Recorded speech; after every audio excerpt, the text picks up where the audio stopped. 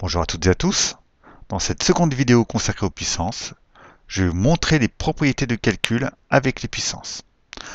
Alors, une petite mise au point pour commencer. On va avoir des propriétés de calcul pour calculer avec des puissances et pas des propriétés pour calculer des puissances. Je m'explique sur un exemple.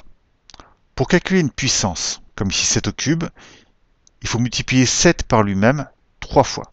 Il faut donc calculer 7 fois 7 fois 7. 7 fois 7, ça fait 49. Et 49 fois 7, ça donne 343. Voilà, pour calculer la puissance d'un nombre, il n'y a pas de propriété particulière. Il faut simplement faire une succession de multiplications. Bien, pour découvrir la première propriété, voyons cet exemple. 4 puissance 3 fois 4 puissance 5 est égal à 4 fois 4 fois 4 multiplié par 4 fois 4 fois 4 fois 4 fois 4. On a donc 3 plus 5, c'est-à-dire 8 facteurs. Donc, pour aller un petit peu plus vite, 4 puissance 3 fois 4 puissance 5 est égal à 4 puissance 3 plus 5, c'est-à-dire 4 puissance 8. Si on généralise ce calcul, on obtient la première propriété. Si on multiplie deux puissances d'un même nombre, on additionne les exposants. Second exemple, 7 puissance 8 sur 7 puissance 5. On a donc 8 fois le facteur 7 au numérateur et 5 fois le facteur 7 au dénominateur. Ici, on peut simplifier par 7. Une première fois, une deuxième fois, une troisième fois, une quatrième fois et une cinquième fois. Il reste donc 8 moins 5, c'est-à-dire 3 facteurs. On peut aller un petit peu plus vite encore une fois. 7 puissance 8 sur 7 puissance 5 est donc égal à 7 puissance 8 moins 5, c'est-à-dire 7 puissance 3. Si on généralise ce second exemple, on obtient la deuxième propriété. Si on divise deux puissances d'un même nombre, alors on soustrait les exposants.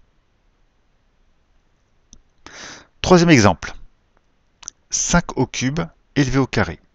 5 au cube, cela correspond à 5 fois 5 fois 5. Et si on l'élève au carré, on obtient donc 5 fois 5 fois 5, multiplié par 5 fois 5 fois 5. Ici, on peut retirer les parenthèses sans changer le calcul, car il n'y a que des multiplications. On obtient donc 3 fois 2, c'est-à-dire 6 facteurs.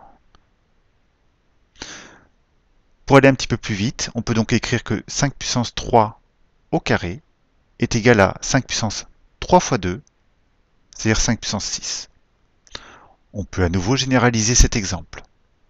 Pour calculer la puissance d'une puissance, on multiplie les exposants. Dernier exemple. 6 fois 7 élevé au cube. Ça correspond à 6 fois 7 multiplié par 6 fois 7 multiplié par 6 fois 7. Ici, on peut encore une fois retirer les parenthèses. Et on peut regrouper les facteurs ainsi. On obtient donc 6 au cube multiplié par 7 au cube. Et d'une façon générale, a fois b puissance n est égal à a puissance n fois b puissance n. Et ce qui marche pour une multiplication marche aussi pour une division. Donc a sur b puissance n est égal à a puissance n sur b puissance n. Voilà pour les 5 règles de calcul sur les puissances. Il n'y en a pas d'autres. Notamment, il n'y a aucune règle particulière quand on additionne ou qu'on soustrait deux puissances d'un même nombre. Voilà, dans la prochaine vidéo sur les puissances, je vous parlerai des puissances de 10.